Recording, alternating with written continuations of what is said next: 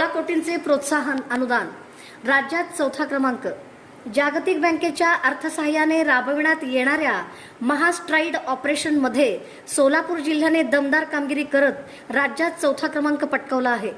आर्थिक वर्ष 2025-26 साठी जिल्ह्याला 82% कंपोजिट स्कोअर मिळाला असून या उल्लेखनीय कामगिरीबद्दल 16 कोटी रुपयांचे परफॉर्मन्स बेस्ड इन्सेंटिव्ह ग्रँट मंजूर झाले आहे।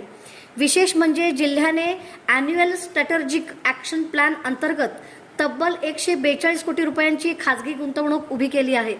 या कामगिरीचे मुख्यमंत्री देवेंद्र फडणवीस यांनी कौतुक करत जिल्हाधिकारी एस कार्तिकेयन यांचे पत्राद्वारे अभिनंदन केले आहे।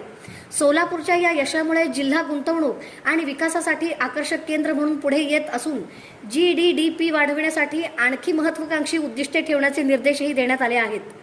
या उल्लेखनीय कामगिरीबद्दल जिल्हाधिकारी एस कार्तिकेयन यांचा जिल्हा नियोजन विभागाच्या वतीने पुष्पगुच्छ देऊन सत्कार करण्यात आला। सोलापूरच्या विकासाला मिळालेले हे 16 कोटींचे बळ निश्चितच जिल्ह्याच्या प्रगतीला नवी गती देणारे ठरणार आहे।